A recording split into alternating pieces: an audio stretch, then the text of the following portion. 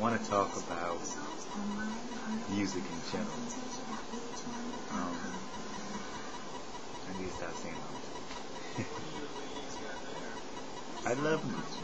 I love music. I have a big collection of CDs in my room that spans a whole bunch of different musical genres, ranging from gospel to rock and roll to hip hop and R&B, classic R&B, if you want to call it classic, and still R&B. What other genres of music? Reggae, a little bit of metal, not too much. More like hard rock than metal. I have a jazz also. I have a bunch of jazz CDs too. I guess contemporary R&B, but that's still under the R&B umbrella. So I have a lot of music in my collection. Like I said, I love it. I know in a video that homegirl Ice just made about is real music dead in this day and age, I have to disagree with him and say yes, it is, because it's not much originality these days in music. At least back in the 80s and the 90s, there was still some originality left, but I think it's gone out the window. There is a shred of real R&B music left. Like she said, it's kind of hard to find, but the ones you do know of, you don't hear that much of them, and it's for a lot of various different reasons. Like she said, they're not getting the push from their labels and A&Rs and all of that like they should, and then it's on us, the consumer, the one that's buying the music. We know quality music when we hear it, so we should be supporting that type of music, and those of us that do should be trying to promote and help promote them in another way. Like, we have these social networks that we're on. It's a good way of pushing out and promoting certain artists that we know, putting out the music that we love to hear, and are bringing that essence back or keeping that essence alive. So we need to spread the word to our other friends and say, hey, so-and-so is hot. You need to hear this album.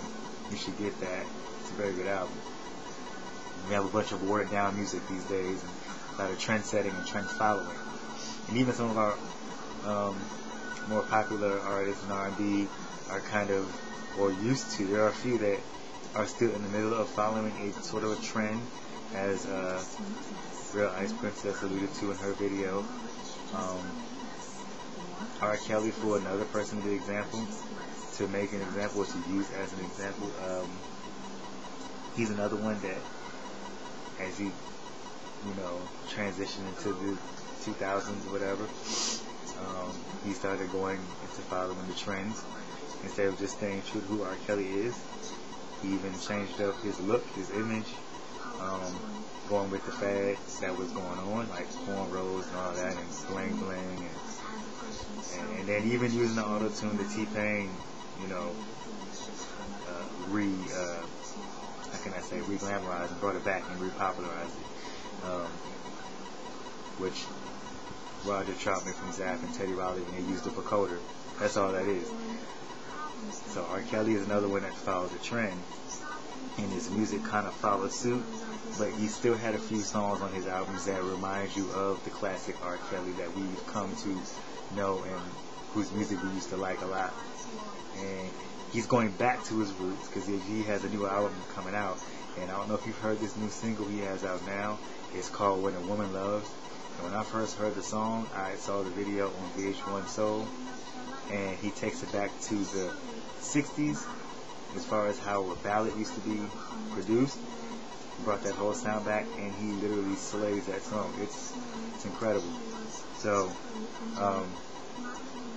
I think plus at the age he is, he shouldn't be rocking cornrows anymore and trying to do songs in auto-tune and talking about going to the club and trying to steal someone's chick, because he's gonna flirt.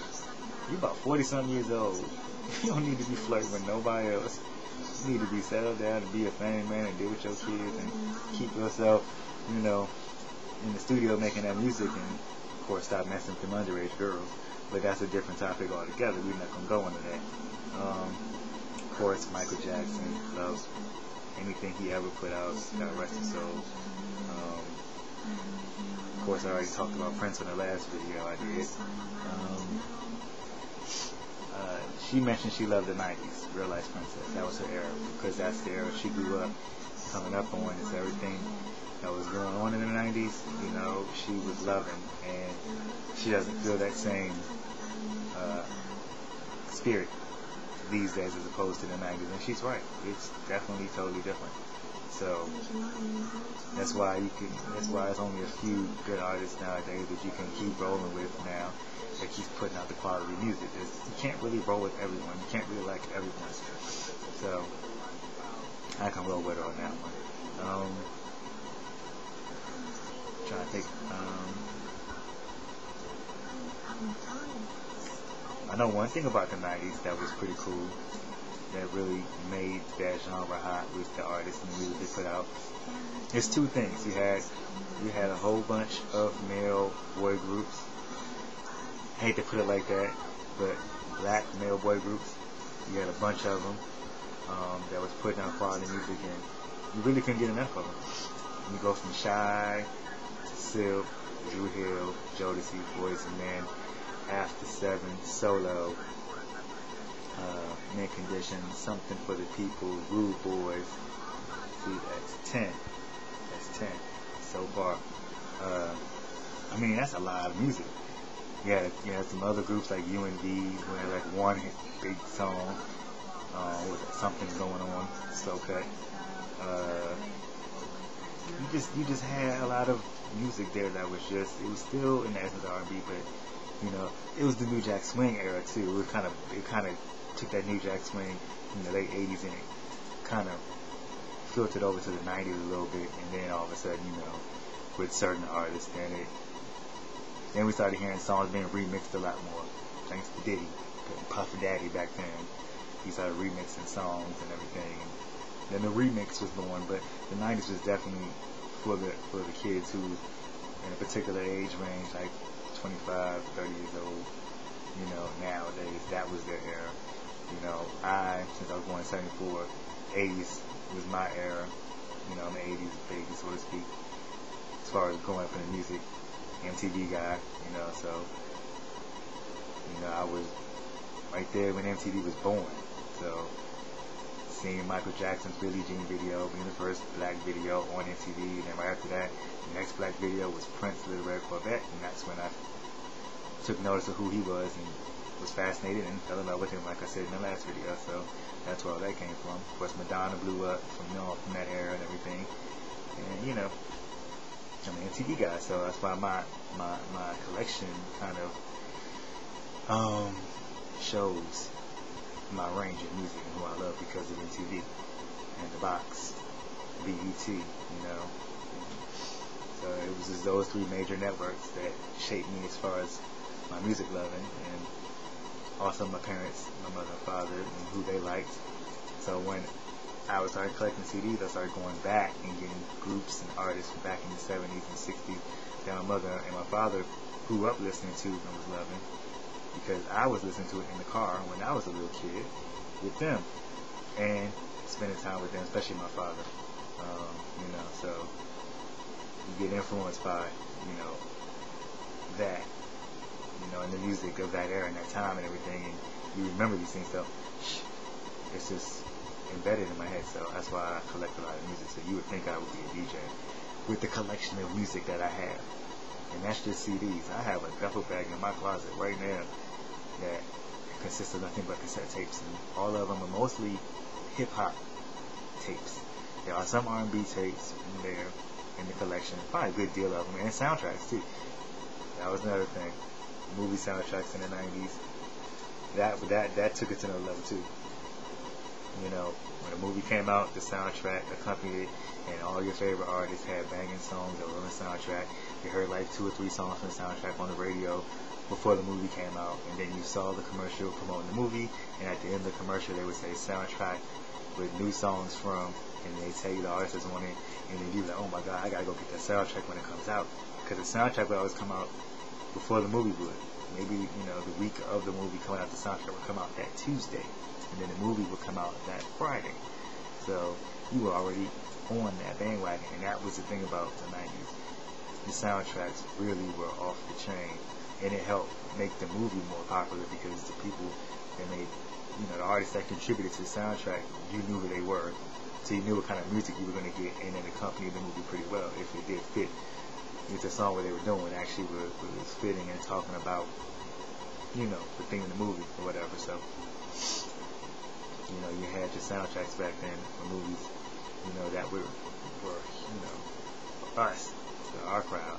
We loved, like the Above the Rim soundtrack. Death Row Records, they produced that, and all their artists was on that soundtrack. That was one of the best hip-hop R&B movie soundtracks of the 90s was Above the Rim. I mean, you had like New Jersey Drive, you had New Jack City, Boys in the Hood, Menace to Society. What other movies? Money Talks, Nothing to Lose. Although that wasn't actually a black movie, but because Martin was in it, the soundtrack really had a lot of, our artists on it. That's just to name a few. Of course, the parody of all those gangster movies. Don't Be a Menace to South Central while drinking your juice in the hood. That was another soundtrack that was banging. What was I about to say? Booty Call. I think that was out in the 90s. That movie was, I think, because that soundtrack was pretty cool too. And there's others I can't think of. I think Jason's Lyric was another one. I think that was out in the 90s too. That was a good soundtrack. So, yeah, I would love to join her in the time machine and go back in the 90s too, because the era was banging. And like she mentioned, the BET shows, Planet Groove, Midnight Love, all the music videos on on Midnight Love. At that time, of course, was like the Quiet Storm on the radio at that same time. Get you in the mood, Panty Droppers, baby making songs, or whatever. Planet Groove showcased brand new artists that was bringing that true R&B. That's how I fell in love with Erykah Badu. That's how I really liked Maxwell, because they had performances on there, and then they were being interviewed on the show, especially Maxwell, Deep Brother. Back then, that's when he still had that poofy lion's mane of an afro going on, and them thick sideburns, but he was killing the game. And like I said, Erykah Badu, that's when she still had the head wrap and those eyes that would hypnotize any dude, and apparently hypnotized Andre 3000, the DOC, and now Common, and now Jay Electronica, because all of them done dated her, and 3 of the 4 she got kids by. And Common's the only one that didn't have a baby with her, but she did change his style of dress, as we all saw. So Erykah Badu, Maxwell, Keys of Wild Love, Planet Groove. Alright, so basically, that was basically what I wanted to say about, music, and my love for music, and the genres and everything. You have your take on what your era is, and what favorite music you like, and groups you like, and just, you can answer this one back, or answer Ice's back, give your take on it, but that's my take, and keep on listening to this music, and hopefully some of that real R&B will come back this year or next year. I hope on it. If not, I have my collection of classic R&B, and I just have to go back and listen to it and remember how it used to be, and how I wish it could still be. So, you can only hope. So, that's that. So, that's the way it is. I'll holler at y'all later. Peace.